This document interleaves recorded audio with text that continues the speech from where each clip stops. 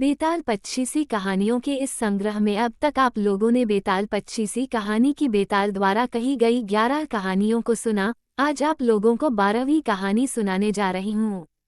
पहले की कहानियों का लिंक डिस्क्रिप्शन में दिया गया है, वहां से आप पहले की कहानी देख सुन सकते हैं। बेताल द्वारा सुनाई गई 12वीं कहानी को अंत तक जरूर सुनिएगा। किसी जमाने में अंगदेश में यशकेतु नाम का राजा राज करता था।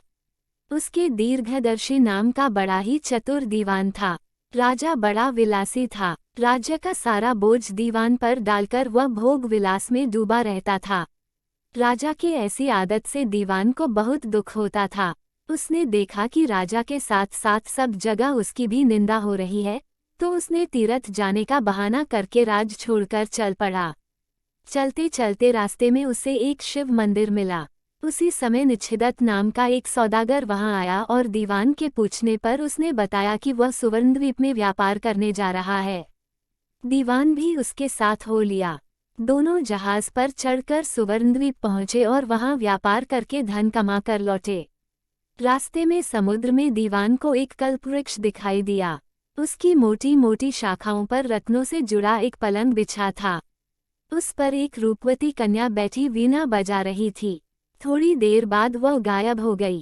पेड़ भी नहीं रहा। दीवान बड़ा चकित हुआ। दीवान ने अपने नगर में लौटकर सारा हाल कह सुनाया। इस बीच इतने दिनों तक राज्य को चलाकर राजा सुधर गया था और उसने विलासिता छोड़ दी थी।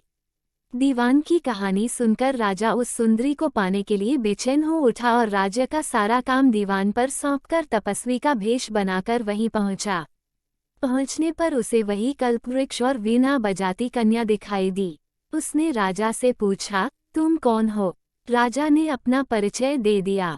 कन्या बोली, मैं राजा मृगांकसेन की कन्या हूँ। मृगांकवती मेरा नाम है। मेरे पिता मुझे छोड़कर न जाने कहाँ चले गए। राजा ने उसके साथ विवाह कर लिया। कन्या ने ये शर्त रखी कि वह हर महीने के शुक्ल पक्ष और कृष्ण पक्ष की चतुर्दशी और अष्टमी को कहीं जाया करेगी और राजा उसे रोकेगा नहीं। राजा ने ये शर्त मान ली। इसके बाद कृष्ण पक्ष की चतुर्दशी आई तो राजा से पूछकर मृगांकवती वहां से चली। राजा भी चुपचाप पीछे पीछे चल दिया।